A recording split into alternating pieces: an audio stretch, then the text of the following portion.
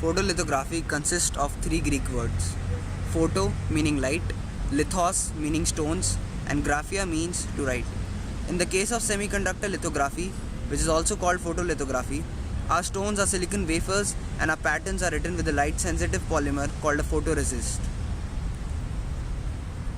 Photolithography, also termed optical lithography or UV lithography, is a process used in microfabrication to pattern parts of a thin film or the bulk of a substrate. It is also used to design printed circuit boards, MOSFETs, and various ICs. It uses light to transfer a geometric pattern from a photomask to a light sensitive chemical photoresist on the substrate. Optical lithography is basically a photographic process by which a light sensitive polymer called a photoresist is exposed and developed to form three-dimensional relief images on the substrate. In general, the ideal photoresist image has the same exact shape of the designed or intended pattern in the plane of the substrate, with the verticals walled through the thickness of the resist. Thus, the final resist pattern is binary. Parts of the substrate are covered with resist, while other parts are completely uncovered.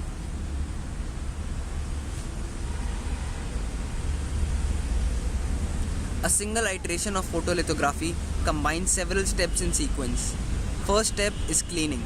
If organic or inorganic contaminations are present on the water surface, they are usually removed by wet chemical treatment, that is, by hydrogen peroxide. Acetone or methanol can also be used to clean. Preparation. A layer of silicon is deposited on the substrate or wafer. Then, a liquid or gaseous adhesion promoter, such as hexamethyl disilicane (HMDS), is applied to promote adhesion of the photoresist to the water. The surface layer of silicon dioxide on the water reacts with HDMS to form a highly water repellent layer. Photoresist. The wafer is covered with photoresist by a spin coating. A viscous liquid solution of photoresist is dispensed onto the water, and the water is spun rapidly to produce a uniform thick layer. The spin coating typically runs at 1200 to 4800 rpm for 30 to 60 seconds and produces a layer between 0.5 and 2.5 micrometer thick. The spin coating process results in a uniform thin layer, usually with uniformly of within 5 to 10 nanometers. Exposure and developing. Then the photoresist is exposed to a pattern of intense light. The exposure of light causes a chemical change that allows some of the photoresist to be removed by a special solution called developer. Positive photoresist, the most common type, becomes soluble in developer when exposed with negative photoresist. Unexposed regions are soluble in the developer. Etching.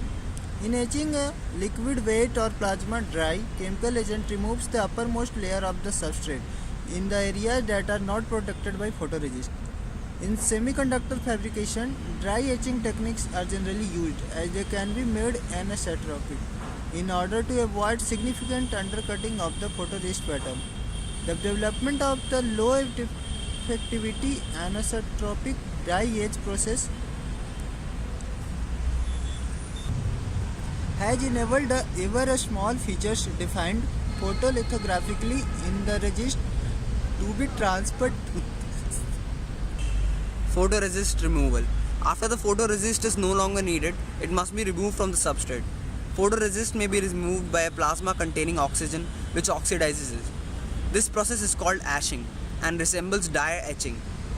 Thank you.